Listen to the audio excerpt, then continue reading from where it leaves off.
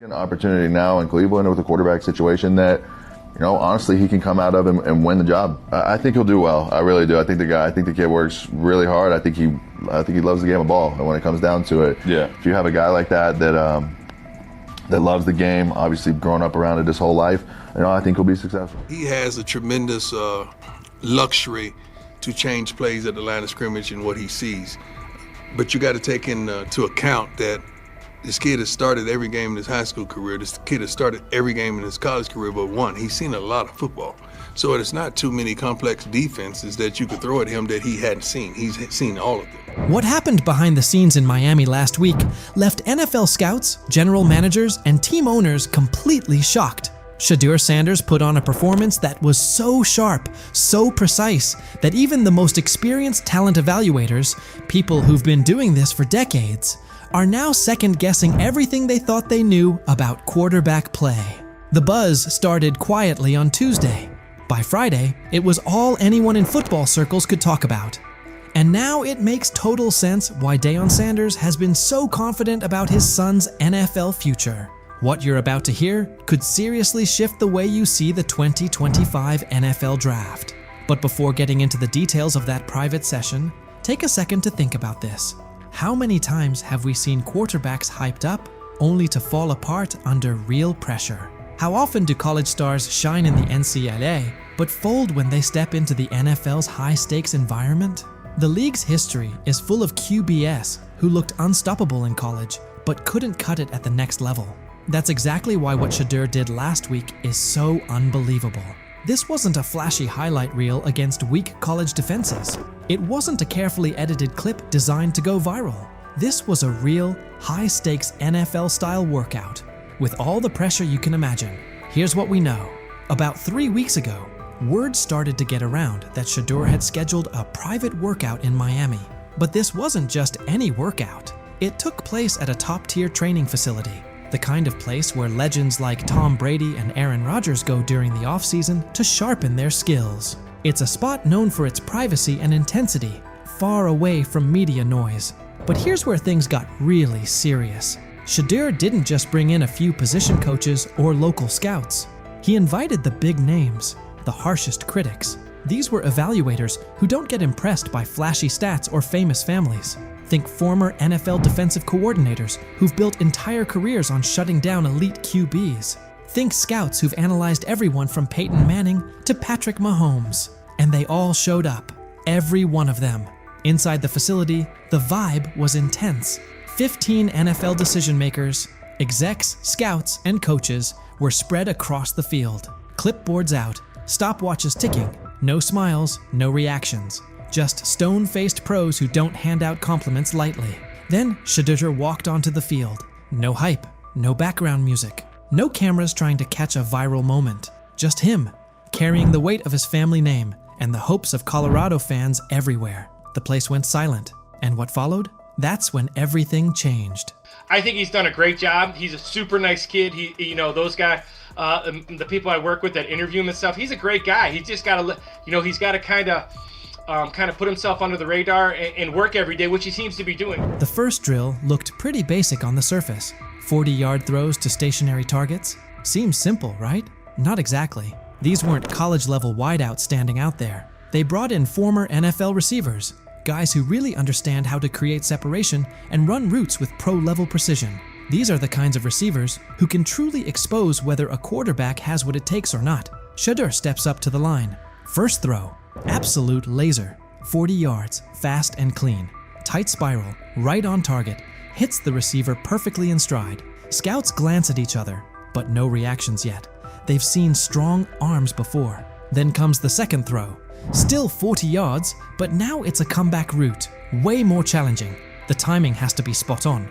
The throw needs to be out before the receiver even makes his cut. Shedeur doesn't just hit the pass.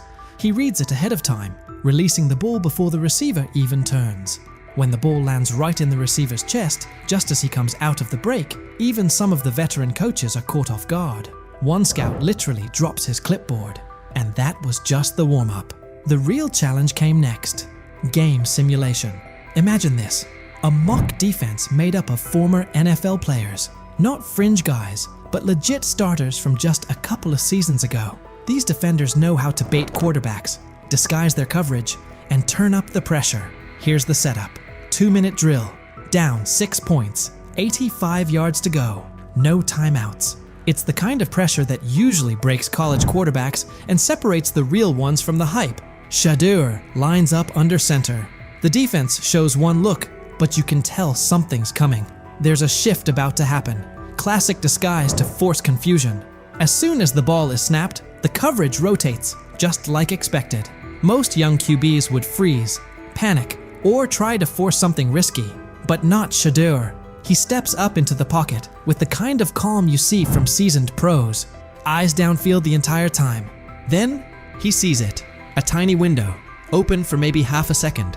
A slot receiver breaking on a dig route, the linebacker trailing just behind. That window is so tight most college QBs wouldn't even attempt it. But Shedeur doesn't hesitate. He fires a strike right between two defenders, hitting his receiver in perfect stride. The linebacker stops mid-step, stunned. The safety trying to rotate over just shakes his head, like he can't believe what he just saw. The scouts lean in. They know they're watching something rare. And the best part? This was only the beginning. Incredibly accurate. Yes, he is. He really understands not only offensive football, but he understands what you're doing as a defense. So he'll pick you apart that way. He processes quickly. Like, all those things to me are big time attributes. And I just remember last year at this time, Bo Nix falling. People saying, hey, Bo Nix is going to be a second rounder. And Bo Nix is not. By the way, that guy was one of the best. But now they can't have him. The same people responsible for his slide in the draft are the ones scrambling. They called him cocky, arrogant, threw every label at him, hoping it would break him. But through it all, Shedeur stayed cool. He didn't let the noise shake him or throw him off course. His mindset never wavered. He knew exactly what he brought to the table, and no amount of criticism was going to change that. Instead of folding under the pressure, he locked in even more. Their doubt didn't shake him. It fueled him, because deep down, he knew that what he showed on that field wasn't some lucky moment. It was real. It was proof of who he is and what he's capable of becoming. And now, those same scouts are left second-guessing everything. They thought they had him figured out. But what they saw last week flipped their entire evaluation on its head. At first, they saw attitude. They saw confidence and labeled it arrogance. They judged him before really watching him. But Shedeur didn't let it affect him. Instead, he showed exactly who he is when the lights are the brightest. And now those same scouts, the ones who once questioned if he had what it takes, are sitting in silence, unsure of what they just witnessed. His performance is making waves, and suddenly their early opinions are starting to look shaky. They didn't just see a strong-armed college quarterback out there. They saw a leader, calm, smart, in total control. The more his confidence grows, the better he gets. And now, they're starting to realize they might have missed something big. What they once brushed off as ego now looks more like confidence that can't be rattled. And his ability to shine under pressure is forcing a lot of people to rethink how they evaluate talent. Every day that passes, the question gets louder. How long can they keep ignoring the guy they once dismissed? Have we ever seen a quarterback flip the narrative like Shedeur Sanders just did? How often do players get counted out because of assumptions or snap judgments? How many times is confidence mistaken for arrogance? And how much potential gets overlooked because of it? Maybe this is that turning point. Maybe those very traits we criticize in young players are actually the ones that turn them into something great. What if Shedeur is exactly the kind of quarterback the league's been missing? What if we're watching the start of something special? So what do you think? Could Shedeur Sanders be the real deal? And what kind of impact will his rise have on the 2025 NFL Draft? So he says, this is exactly what he says. I'm told the footage of Shedeur Sanders meeting with the Giants is so bad that both the Browns and the Sanders family have threatened legal action if it is What in the NFL is happening right now? The New York Giants just leaked a draft interview recording with Shedeur Sanders, and fans are completely freaking out.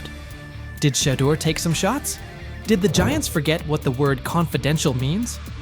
Or did someone accidentally hit reply all on something that was supposed to stay locked away? Get ready, because this roller coaster involves hot mics, bad takes, and a whole lot of drama. What happened with Shedeur on draft night to make him fall to the 5th round, and them talking about the Giants coming out with all that information talking about Shedeur did bad, bombed the interview, all that type stuff. We all know my last video when I talked about the interview tape about Shedeur did not get a playbook. The NY Giants, in true Stonewall fashion, dropped a carefully trimmed clip from their highly sought-after interview with Shedeur Sanders, then quickly locked everything else away like it was top-secret intel. Was this a calculated PR stunt, or just a low-key attempt at sabotage? Either way, the silence speaks louder than any official statement. Fans aren't buying this half-baked version of transparency, and they're definitely not ready to just bench him and move on. Instead, they're demanding answers, calling out the organization for what feels like a planned smear job. One thing's for sure, the hate is loud, but Shedeur's supporters are even louder. There was another team that he sat down with. What do you mean it didn't go well after that? So, he was pissed that they did that to him. They did that to him. He counter-confronted them. The same thing they do to every other quarterback prospect. They did that to him. They slide in a mistake to see if you catch it. Right. And so because you're the quarterback. But he didn't take it as a correction. He took it as like he got pissed off. Yeah, and it's like so here's another one. So another one was, he throws a bad interception, and it was a deep throw early in the game, and he comes back and they go in the meeting, they show the interception. Let's just call it like it is. The Giants have perfected the tease. They've basically turned "we've got more, but we're not sharing it" into a comedy act, and the joke's on them. It's like they're standing center stage, booing themselves. Oh, you want more? Too bad. We're guarding it like Grandma's secret lasagna recipe. Congrats, Giants. You've officially become the talk of TikTok, X, and even Aunt Barbara's Facebook. Yep, the holy trinity of online outrage. This whole thing screams drama, screams petty, and definitely screams PR disaster in a fitted cap. Just release the full tape before fans start pulling up to headquarters with pitchforks. And popcorn. GM is getting fired. The GM, who was that nigga that Jaden Daniels. The GM is on film that the nigga's son, the nigga asked his son last draft, yo, who you think I should pick? His son like, yo, you need to get the Jaden Daniels nigga, B. This is what his son, it's on tape. You should go with Jaden Daniels. He laughing at his son. And all right, cool, get Jaden Daniels. I don't even know how that tape got out. I wouldn't have let the shit get out personally. Meanwhile, Shedeur, the latest poster boy for maybe the Giants don't like talent unless it's dressed in blue and red confetti, is soaking it all in like it's just another day at practice. And here's the best part of the irony. The Giants tried to label him as all hype, no substance, a paper tiger. But instead, they accidentally turned him into the hottest name being mentioned by every sports analyst out there. They tried to bury the story, but somehow ended up stamping it in bold. It's the classic case of ignoring a trending conversation for so long that sure, people get annoyed, but at the same time, they keep your name alive better than your own PR team ever could. It's funny. New York Giants, where these tapes at? You hear me? Because if Shedeur Sanders was so unprofessional, y'all would have leaked the tapes for the whole world could see, right? Cause understand, it's a lot of he say, she say. But one thing I do know, as a young black man growing up in this world, being straightforward and not sugarcoat anything. Oh, this narrative is pure gold. Giants PR completely skipped subtlety and went straight to the "we don't like his dad" playbook. A move so awkward, it's like trying to dunk and ending up in a kiddie pool. You can almost picture them brainstorming it. Yeah, we're just not fans of QB families that aren't ours. Because nothing screams professionalism quite like having zero self-awareness. And the fan reactions? Absolutely priceless. That one little clip was all it took to set the internet on fire. Keyboards everywhere started lighting up. People are asking, Why hide the good stuff? What are you trying to cover up? If there's really nothing to hide, why not just drop the full thing? And spoiler alert, they weren't whispering. Social media exploded faster than a New York City grill on Memorial Day weekend. Them out. Another moment. What they do during the film and the combine and the meetings is teams will install mistakes intentionally planted in the install, and they want you to catch them. Shedeur didn't, and when a coach called him out, once again, it didn't sit well. It's like, bro, there's not many teams needing quarterbacks, especially since Pittsburgh appears to have a deal with Aaron Rodgers and Tennessee's getting Cam Ward. So you're down to the Giants, who are not in. And that brings us to the next tasty slice of irony. By refusing to release the full interview, the New York Giants probably thought they were hurting Shedeur Sanders' image. But instead, they ended up throwing gasoline on the hype train. Rather than shutting things down, they made him look like the kid who grabbed the last cookie and somehow got blamed for taking the whole jar. Only difference? This kid's got cameras on him 24/7, and he's handling the heat like a seasoned pro. Now, every move he makes is being broken down, every throw studied like it's a presidential debate. Fans are calling it what it is. They've lied on Shedeur. Some say the Giants just don't like his dad. And honestly, that might be true. Maybe this whole thing was just a cheap shot at Deion Sanders by extension. But here's the plot twist. The harder they try to drag him down, the more interesting his story gets. The Giants accidentally turned Shedeur into a walking headline, a controversy in cleats. They tried planting doubt, but all they really did was create buzz. He's no longer just a top draft pick. He's now a symbol of resilience, a narrative goldmine, and living proof that real talent doesn't fold under pressure. It levels up. And at this point, even if the Giants wanted to, there's no turning off the spotlight. Okay, so probably the most fun yet the most difficult thing I cover and we cover all year long is not games. It's the NFL draft. Because I've said this many times, you get lied to for a month to 2 months up to it. And so often during the draft, and every few drafts, there's a guy that really falls, precipitously falls. This year it was Shedeur Sanders, it's been Aaron Rodgers, it's been Dan Marino. Every few years somebody falls a lot. And so, but those stories don't come out until like the fall and after. Let's not overlook the fact that the hate is so strong, you could bottle it up and sell it as radioactive cologne. You can practically watch it leaking out of Giants HQ like toxic sludge straight out of a bad superhero origin story. But here's the twist. Maybe that's their superpower. Maybe the New York Giants really believe they're cooking up some secret formula, a cocktail of manipulation and media spin. But here's the thing. Every bit of shade they throw at Shedeur Sanders only makes his story bigger. Every time they try to box him in as some overhyped diva or question his character, they accidentally hand him another viral moment. And now, he's the underdog hero rising through the smoke. Let's be real. This isn't just about football anymore. This is about narratives, control, and how the establishment absolutely loses it when they're no longer holding the pen. And the real kicker? They still won't release the full interview. You've got NFL fans, media heads, and entire Reddit threads all chanting, "Drop the tape." Like it's some long-lost Beatles album. Meanwhile, the Giants are just sitting there, staring into the void like nobody saw this mess coming. Now, I don't know if it ever gonna get leaked or not. The tapes, the New York Giants have the tape. They definitely have the tape.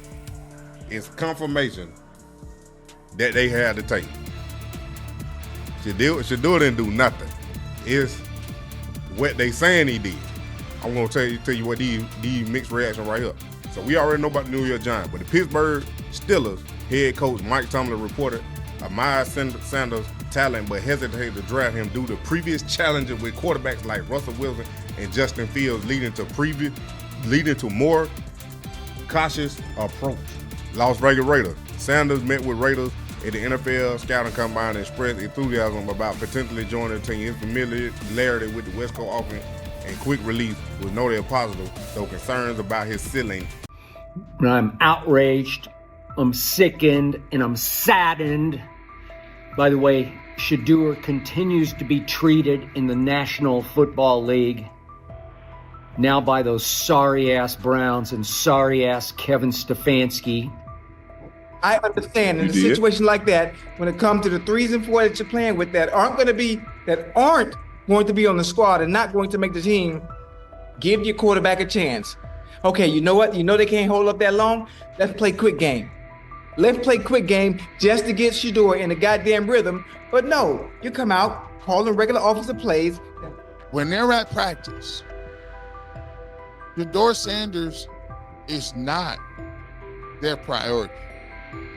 When he is at practice, he was staying hours beforehand, leaving hours later. Shedeur Sanders wasn't just tossed into the game last night, he was dropped into a no-win setup. Nothing about it felt accidental. From his first snap, it looked like one player against the entire machine. The Cleveland Browns, led by head coach Kevin Stefanski, seemed intent on cooling the hype and slowing his momentum. Instead, the plan backfired. The performance and the circumstances around it have sparked a wave of scrutiny, with analysts and reporters now calling out Stefanski and the Browns front office for engineering a preseason situation that stacked the deck against Shedeur. I'm going to answer this question by saying Shedeur Sanders, and I'm going to tell you why.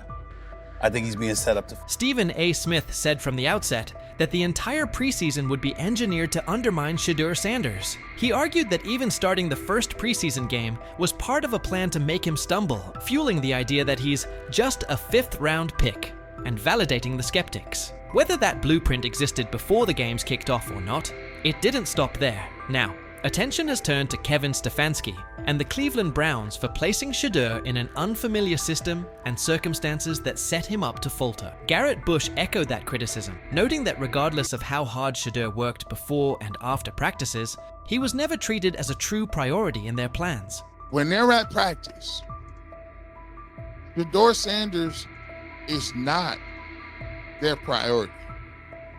When he is at practice, he was staying hours beforehand, leaving hours later. Kevin Stefanski doubled down, saying his group was executing and placing the responsibility squarely on Shedeur Sanders for the miscues. When pressed on whether having Shedeur work all week with 3rd and 4th team units contributed to the mistakes, Stefanski wouldn't budge. Rather than acknowledge that first team reps might have better prepared a rookie, he waved off the idea and reiterated that his job is to develop young players. But what kind of development plan withholds meaningful snaps with starters, then drops a promising prospect into live action and expects him to run concepts he's never practiced with them?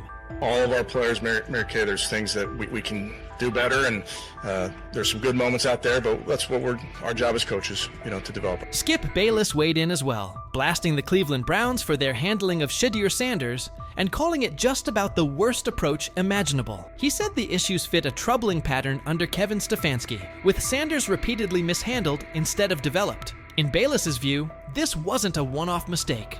Sanders hasn't been given real opportunities or meaningful support. That treatment has only increased the pressure and made it even harder for him to succeed. I'm outraged, I'm sickened, and I'm saddened by the way Shedeur continues to be treated in the National Football League. Chad Johnson added that by surrounding Shedeur Sanders with offensive players unlikely to make the roster, Kevin Stefanski effectively stacked the deck against him. He argued that even a quarterback of Tom Brady's caliber would have struggled in that setup.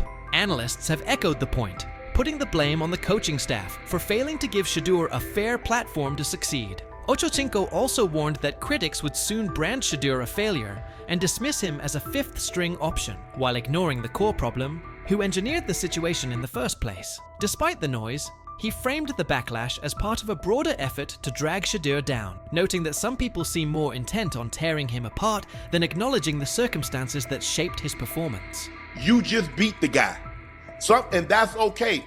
You get paid, he gets paid. Sometimes Ocho just gonna win because Ocho was just the better player. Sometimes the defensive back is gonna win. He wins some, you win more than you lose. Despite the noise, Shedeur Sanders never criticized head coach Kevin Stefanski or anyone else. He put the outcome on himself and focused on what he could control. He acknowledged there was plenty to clean up and committed to doing the work. He framed it as a learning opportunity, refusing to let one preseason outing define him. Like a veteran, he owned the mistakes, recognizing he needed better eye discipline on those designed runs and smarter decisions to keep the offense on schedule. He even took responsibility for every sack, stating they were on him. The response was measured and mature, reflecting his grasp of the position and his readiness to improve. No, I gotta watch the film, honestly. I can't say what it was. It's definitely different places where I could got my eyes in better spots and got to the progressions quicker and regardless of anything, so all those sacks, they definitely on me.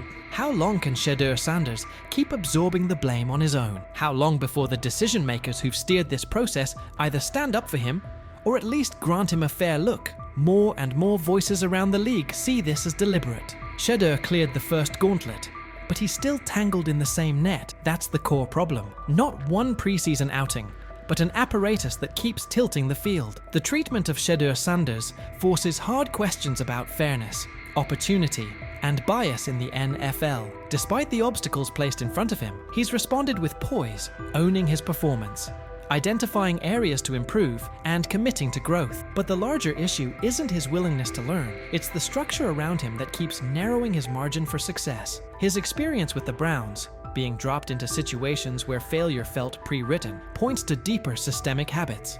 Young players, especially those who don't fit a preferred narrative, get boxed in, judged early, and developed late. This isn't only one quarterback story. It mirrors what countless prospects face when perception, politics, or preconceived roles outweigh on-field evaluation. As analysts and commentators continue to spotlight what's happening, it's clear the conversation about Shedeur Sanders has moved beyond a single depth chart debate. It's about dismantling baked-in biases and delivering a truly even playing field. Shedeur's resilience is real and admirable. The unanswered question is whether the system will evolve fast enough to let players like him do more than survive so they can finally thrive. What do you think?